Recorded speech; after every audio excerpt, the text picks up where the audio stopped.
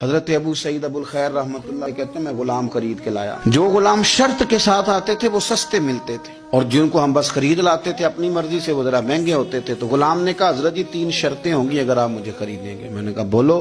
کہنے لگا پہلی شرط یہ ہے کہ میں سارا وقت آپ کی بات مانوں گا، پر اذان ہوگی تو پھر میں کسی کی بھی نہیں سنوں گا، پر میں جانوں میرا رب جانے.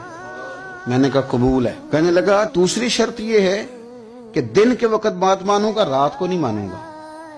میں نے کہا یہ آرام کرنے کا عادی ہوگا، نیند زیادہ آتی ہوگی، بعض لوگ زیادہ سوتے ہیں. میں نے کہا ٹھیک ہے. اس نے تیسری شرط یہ کہی کہ بہت سارے جگہوں پہ لوگوں کے زیادہ غلام ہوتے ہیں تو ایک کمرے میں 5-5 6-6 لوگ رہتے ہیں.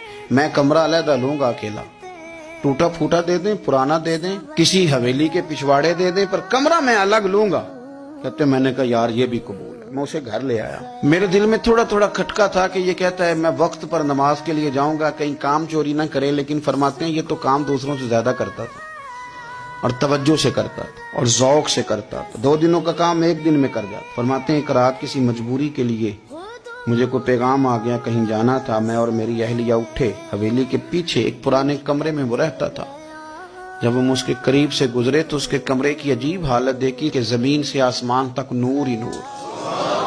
ہم نے جب کان لگا کے سنا تو وہ رو رہا تھا اور کہہ رہا تھا مالک میرے ذمہ نہ میرے آقا کے بھی حقوق، اس لیے میں سارا دن تیری عبادت نہیں کر سکتا، صرف رات کو کرتا ہوں.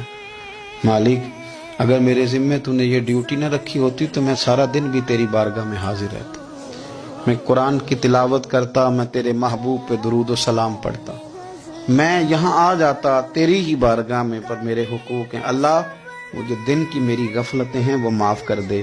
حضرت فرماتے ہیں بڑا ذوق بڑا شوق، ہم نے جہاں جانا تھا گئے نہیں، واپس آ گئے. رات ہم نے اس کو مداخلت کرنا اور تکلیف دینا مناسب نہ جانا. صبح کی نماز کے بعد میں نے طلب کیا اور میں نے اسے بلا کر کے کہا کہ میاں تو آج کے بعد آزاد ہے، ہماری کوئی ذمہ داری تیرے اوپر نہیں، تو سارا دن قرآن شریف پڑھ، درود پاک پڑھ، اپنی مرضی سے چل. کہنے لگا کیوں؟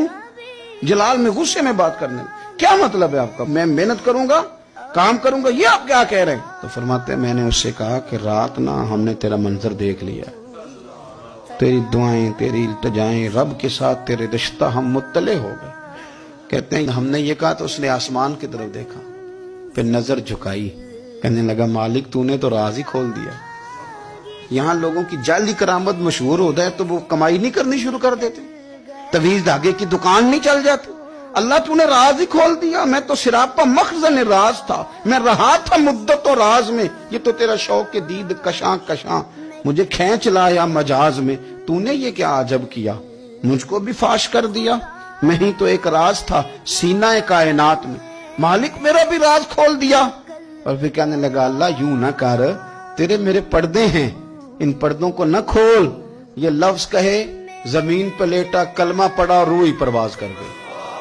عرش فرشتے بانگا ملیاں، مکے پہ گئے شور. بلے شاہ اسا نہیں مرنا، اے تے مر گیا ہی کوئی ہور. اسا نہیں مرنا تے مر گیا ہی کوئی ہور.